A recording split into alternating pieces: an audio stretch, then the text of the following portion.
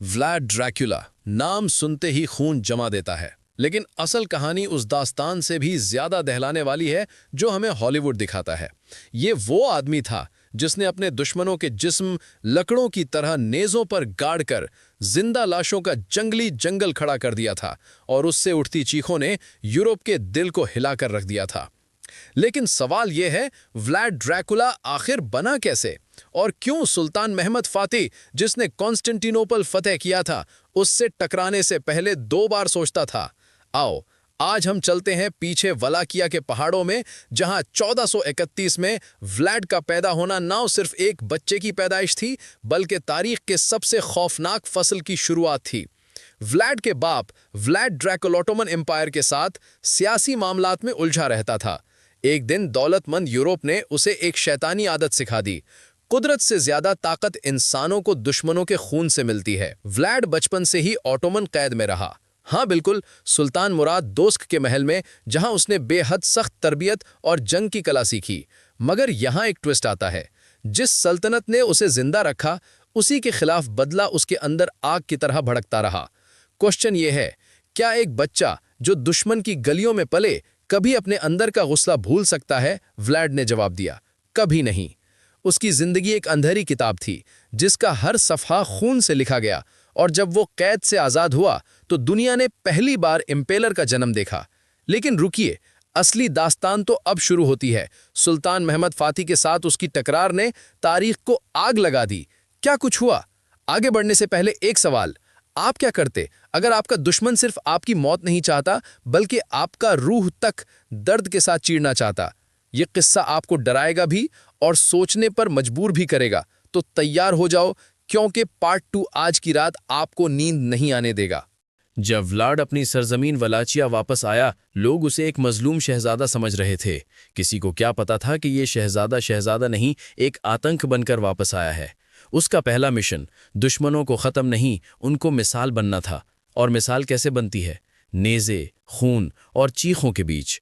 व्लाड ने अपने political rivals को दावत पर बुलाया, मुस्कुराया और फिर एक एक को पकड़कर जिंदा नेज़ों पर चढ़ा दिया। एक तरीक़ा जिसमें लंबी लकड़ी दुश्मन के जिस्म से गुजरती हुई उनके दिल के बिल्कुल करीब रोकी जाती, ताकि मौत धीमी हो। और जब यूरोप का सूरज ढलता, वलाचिया के जंगल जिंदा लाशों की चीखों से गुनगुनाने लगते। क्या ये जुनून था या बदला? शायद दोनों। सुल्तान महमद फातिह को यह सब पता चला और उसके जोश में जलन बढ़ गई। ये वो मुल्क था जो ऑटोमन एम्पायर को चैलेंज कर रहा था। महमद को उम्मीद नहीं थी कि एक छोटा मुल्क इतनी हिम्मत करेगा। लेकिन व्लाड ने अपने दुश्मनों को सिर्फ मारना नहीं था, उनका जहन तोड़ना था। एक रात जब ऑटोमन सिपाही काफिला लेकर आगे बढ़ रहे थे, उन्होंने देखा कि 20,000 इंसानों के जिस्म नेज़ों पर लटक रहे थे। जिंदा मुर्दा लोग, वल्लाचिया का फॉरेस्ट ऑफ द इम्पेल्ड। ये दृश्य देखकर अस्कर सोचने लगे, क्या हम इंसान से लड़ रहे हैं या किसी शैतानी जिन से? सुल्तान महमद ने कहा, इस आदमी का जहन सेहतमंद नहीं, लेकिन क्या जंग में सेहत का टेस्ट होता है? व्लाड के टैक्टिक्स ने ऑटोमन सिपाहियों के दिलों को पत्थर बना दिया, और ये सिर्फ शुरुआत थी।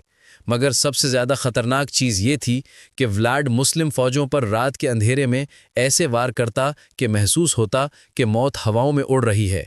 लेकिन एक रात, एक हमला, जिसने पहली दफ़ा सुल्तान महमद को भी शक में डाल दिया।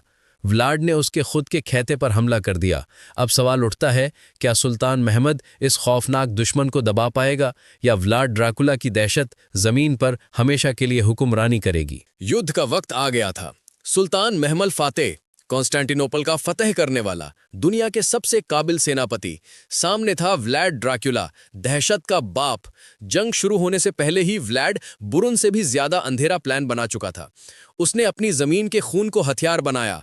जब ऑटोमन फौज वलाचिया में घुसी तो हर गांव खाली, हर घर में सिर्फ मौत का खामोश साया।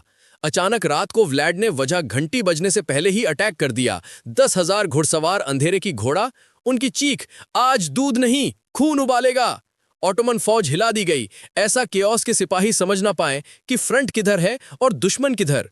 सुल्तान महमद ने अपनी आंखों से वो दृश्य देखा, लाखों नेज़े, लाखों जिस्म, और हर लाश से उठती एक कहानी। व्लाड ड्रैकुला जिंदा था, लेकिन महमद फातिह सिर्फ तलवार नहीं, स्ट्रैटेजी का बाप भी था।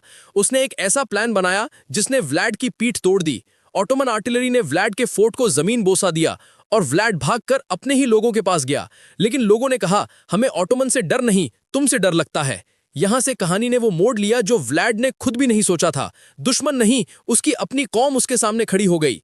लेकिन अभी एक राज बाकी था। व्लाड ड्रैक्युला का अंत कैसे हुआ? क्या सुल्तान महमद ने अपने हाथ से उसे कत्ल किया या व्लाड ने खुद अपने अंत की दास्तान नेज़े पर लिख दी?